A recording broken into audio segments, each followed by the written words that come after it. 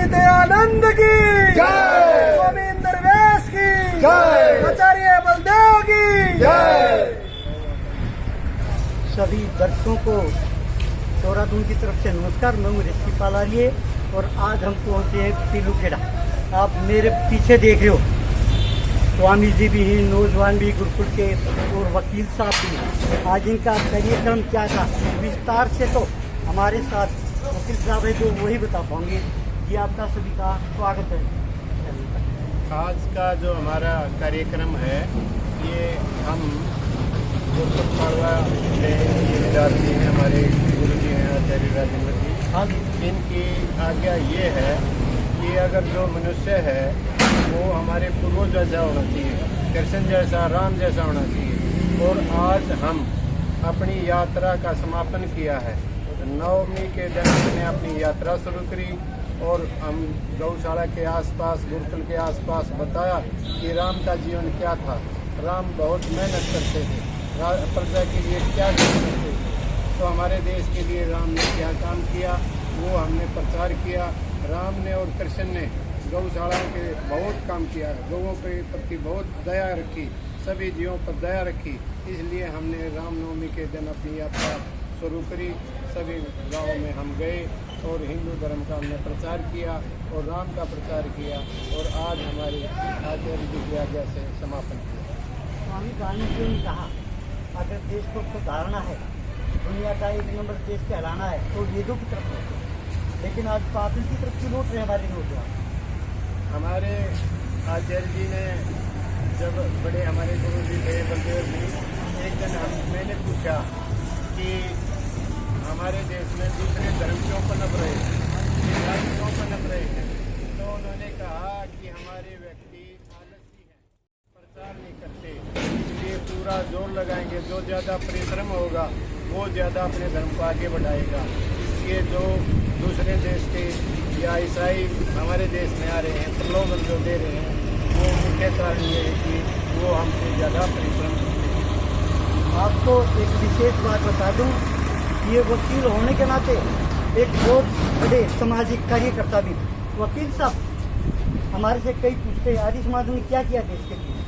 आर्य समाज में सबसे पहले हमारे जो पूर्वज हैं जिसने आर्य समाज की स्थापना की, स्वामी दयानंद जी ने, उनके आशीर्वाद से ही देश का भला हुआ है।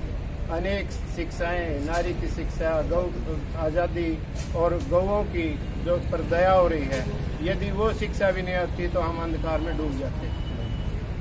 सब आपसे जी, नौजवान नशे की तरफ ज़्यादा क्यों जा रहा है? मुख्य कारण क्या इसका? नौजवानों को ये जो हमारी संस्कृति, जो वेदों का ज्ञान था वो नहीं मिल पा रहा है। उससे नए घर के मानते हैं एक यूट्यूब से और टीवी के माध्यम से भद्दे चरित्र बदला चरित्र होता जा रहा है युवाओं का। अगर ये नौजवान इस तरीके से अगर गुरुकुलों में सारे माँ बाप अपने बच्चों को भेजना शुरू करते हैं, दोबारा से हमारा देश होने की प्रक्रिया है।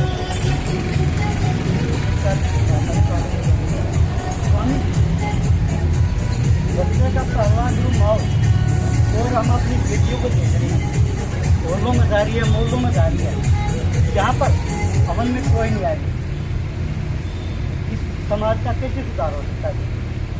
समाज का सुधार तो वेदों से जो होना है और वैदिक शिक्षा आज बहुत कम हो गई है। जब से ये करना चाहिए, क्या नहीं करना चाहिए, जब तक ये बातें बच्चों को नहीं बताई जाएंगी तब तक ऐसे ही अंधकार में रहते हैं। स्वामी जी केवल एक कृष्ण जी 100 के 100 सत्य के स्वामी दयानंद ने भी सरकार प्रकाश में कहा है, लेकिन जो दूसरे धर्मों के हैं वो उसको खबर दिया बोलते हैं। आपकी क्या प्रतिक्रिया इसके बारे में? श्री कृष्ण का जो रूप मिल किया है, हाँ, ये विदेशों ने कम किया, हमारे वालों ने किया। आप भागवत पुराण को पढ़ोगे और दुनिया भर के इन पुराणों को पढ़ोगे या वेदों का उल्टा सुल्टा भाष्य पढ़ोगे तो वही रूप भर करके आएगा जो आज समाज के सामने दिखाई देगा। वहाँ श्री कृष्ण के पुराणों के आधार पर जो है चोर जाल सारे ऐप जो दिखा रखे हैं। तो जब अपना ही आदमी ये कहने लग जाए, जिनको ठेकेदारी ये कहते हैं आप हिंदू हैं, हम कृष्ण के भगत हैं, कृष्ण के भगत ही ये कहें अब कृष्ण जो जोरदार था तो विदेशी तो कहेंगे ही, आप दूसरों को कैसे रोक सकते हो? दूसरों ने ये कह देंगे देखो आपके पुस्तक में लिखा है। जब आप अश्लीलता को अपनी पुस्तकों जहाज भी हटाने को तैयार नहीं, आज यदि किसी में शंकराचार्य को आप ये कहेंगे ना कि इस पुराणों को समुद्र में फेंक दो, वो आग बबूला हो जाएंगे, आपको मारने चढ़ जाएंगे। तो विदेशी क्या उनको पता सब क्या लड्डू देंगे उसको? विदेशी तो हमला बोल देंगे ही जब आप अपने गुरु को, अपने बाप को, अपने बड़े को ही कहोगे मेरा बाप जोरदार था और उसको हटाने को तैयार भी नहीं है, फिर आप अपेक्षा ये रखोगे वो कृष्ण की राम की पूजा करेंगे? असली बात तो ये है, इसमें कौन हटाएगा? हमारे केवल मैं क्या भाव, भेड़ बकरी की कीमत है, गऊ की कोई कीमत नहीं। क्या कारण रहा है इसका? के मूल में हमारी अज्ञानता है और हमारी राष्ट्रीय व्यवस्था, हमारी जो सामाजिक व्यवस्था है वो भी अनुकूल नहीं है, क्योंकि गाय के गुणों की महत्ता को नहीं समझ पा रहा है समाज। उनके दिमाग में ये भर दिया कि भैंस जो है ज़्यादा दूध देती है, उसके घी में वसा की मात्रा अधिक है, उसकी कीमत अधिक रखी गई है, इसलिए उसको महत्ता दी है। और इसके ऊपर जो है सरकारें भी जो है पूरा ध्यान दे रही हैं, मगर गाय को भी इतना ध्यान नहीं दे रही। नहीं तो गाँव विश्व मात्र वेद में स्पष्ट आया है, गाँव विश्व की माता। किसी अन्य पशु को माता का दर्जा दिया ही नहीं जा सिवाय गाय के। इसलिए गाय के दूध में, घी में, उसके जो उत्पाद में जो बुद्धि वृद्धि के जितने भी गुण हैं वे अन्य दूध पर अन्य पशुओं के दूध में नहीं मिले, अन्य पशुओं के उत्पाद में नहीं मिले। मैं तो यही कहना चाहूँगा जितने भी हम हैं सारे समाजी कम से कम वो अपने अपने घरों में एक एक गाय का पालन करें। हमने खुद अपने घर में गाय बंधवाई है, मतलब ना चाहते हुए भी घर वालों के। तो इसी प्रकार से अगर जो है करें तो बहुत हद तक सुधार हो सकता है। और राष्ट्रीय पशु अगर इसको मतलब जो है सारी जनता मिलकर के राष्ट्रीय पशु का दर्जा दिलवा देना तो फिर गाय की रक्षा होगी।